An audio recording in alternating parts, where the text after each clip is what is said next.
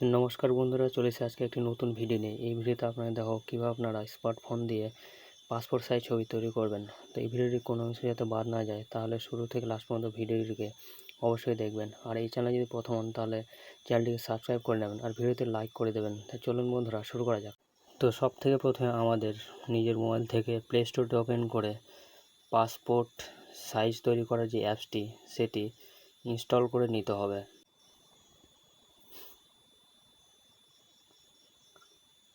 তো এখানে আপনারা দেখতে পাচ্ছেন অ্যাপসটি বেরিয়ে গেছে। তো বন্ধুরা, আমার এই অ্যাপসটি ইনস্টল করা হয়ে গেছে। তো আপনারা যারা করেননি তারা এই অ্যাপসটিকে ইনস্টল করে নেবেন। তারপর মোবাইল থেকে সেই অ্যাপসটিকে ওপেন করে নিতে হবে। ওপেন করার পর প্রথমে যে পেজটি বেরিয়ে আসবে সেখানে দেখতে পাবেন ছবি আছে নিউ ফটো, সেখানে ক্লিক করতে হবে। এখানে ক্লিক করা মাত্রই ছবির সাইজ দেখতে পাবেন, পাসপোর্ট সাইজ ছবি তৈরি করার জন্য।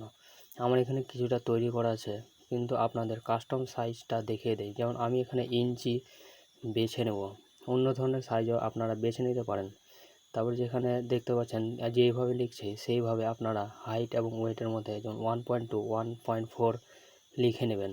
এটি সব ইঞ্চিতে সাইজ করা আছে। তারপর ডান করার পর এখানে যে ইমেজ রেজলিউশন সেটা 300 dpi রাখতে হবে।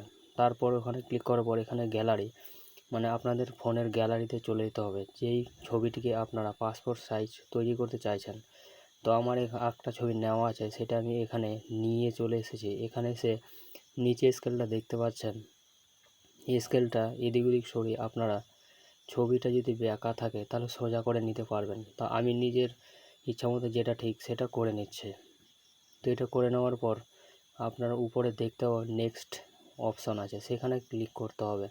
সেখানে নেক্সট অপশানে ক্লিক করার পরে এটা ক্রপের অপশন বেরিয়ে গেছে। তো আপনারা নিজের ইচ্ছামতো যতটুকু সাইজ ছবিটি নিতে চান ততটুকু এখানে সিলেক্ট করে নেবেন।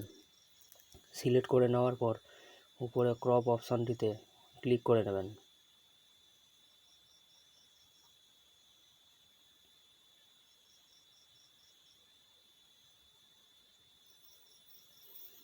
তো আমার ছবিটি নেওয়া হয়ে গেছে। তারপর উপরে দেখতে পাচ্ছেন এখানে আমাদের কিছু করার নাই, নেক্সট বাটনে ক্লিক করে তারপরের পেজ বেরিয়ে আসবে সেভ করার জন্য। তো সেভ অপশানটিতে ক্লিক করার পর এখানে এরকম একটি পপ আপ বেরিয়ে আসবে। দেখতে পাবেন এখানে আছে ব্যাকগ্রাউন্ড রিমুভার। আপনাদের ছবি যদি ব্যাকগ্রাউন্ড রিমুভ না করা থাকে তাহলে এখান থেকে রিমুভ ব্যাকগ্রাউন্ডে গিয়ে ডিরেক্টলি এখান থেকে ব্যাকগ্রাউন্ডটি চেঞ্জ করতে পারেন, কিন্তু আমার এটি আগে থেকে করা আছে তাই সেটিকে আমি স্কিপ করে নেব। স্কিপ করার পর এখানে দেখতে পাবেন উপরে একটা অপশন আছে অ্যাড অ্যান আউটলাইন, মানে এখানে ক্লিক করার পর বর্ডার, ছবির চারদিকে বর্ডারটা আপনারা সিলেক্ট করতে পারবেন। এখানে বর্ডারের আপনারা যে লাইনের রং আছে সেগুলো চেঞ্জ করতে পারেন। তা আমি যেটা দেখতে সেটা ভালো লাগবে, সবথেকে যেমন ব্ল্যাক কালো কালারটাই আমি সিলেক্ট করে নিলাম। তারপরে যে ডান অপশানটি আছে সেখানে ক্লিক করার পর সেভ করার আগে এখানে আছে ফাইল সাইজ। ফাইল সাইজটা আপনারা কত কেবির মধ্যে নিতে চান নিজের ইচ্ছা মতো এখানে সিলেক্ট করে নিতে পারবেন। তা আমি যে কোনো একটা সিলেক্ট করে নিলাম। সিলেক্ট করার পর নিচে আরও অনেক অপশান আছে, সেগুলো করতে চাইলে করতে পারেন, যেমন অ্যাড টেক্সট করতে পারেন। কিন্তু এখানে যে পাসপোর্ট সাইজ ছবিটি সেটি তৈরি হয়ে গেছে। তারপর ডান অপশানে ক্লিক করলে সেটা হয়ে যাবে। কিন্তু আপনার দেখা যায় প্রিন্ট মাল্টিপল কপিস, মানে এটিকে যদি কপি করতে চান প্রিন্ট আউট দিয়ে, সেটা করার জন্য এখানে ক্লিক করতে হবে। তো সেখানে ক্লিক করার পরেই দেখতে পাবেন তারপরের পেজটি খুলে চলে এসেছে। এখানে উপরে আছে যেমন 4.6 ইঞ্চি। এখানে যদি ক্লিক করেন তাহলে এখানে যেমন অটোমেটিক ওই পেজের মধ্যে কটা ছবি আসবে সেটি সিলেক্ট হয়ে চলে আসবে। সেভ অপশনে ক্লিক করে সেভ করে নিয়ে ফিনিশ করার পর আপনারা এই ছবির যে পেজটি সেটিকে প্রিন্ট আউট দিয়ে বের করে নিতে পারেন। আর বিশ্বাস করুন খুবই সুন্দর ছবি আসবে।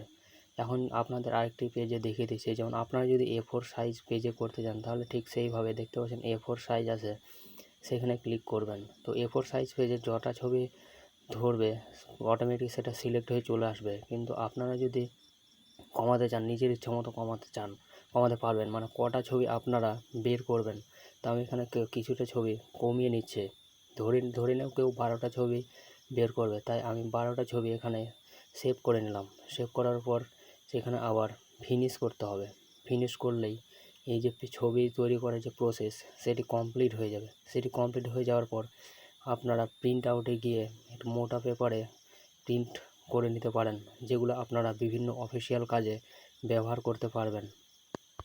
আর এখনকার স্মার্টফোনে এতগুলো সেটিং আছে যে এসব কিছু করার এখন কোনো ব্যাপারই না, সমস্ত কিছু অনেক সহজ হয়ে গেছে। তো বন্ধুরা, এটি ছিল আজকের পাসপোর্ট সাইজ তৈরি করার ভিডিও। তো এটি যদি আপনাদের কিছুটা হেল্প করে থাকে আর ভিডিওটি যদি ভালো লেগে থাকে, অবশ্যই ভিডিওটিতে একটি লাইক করে দেবেন। আর বন্ধুরা, অবশ্যই কমেন্ট করবেন।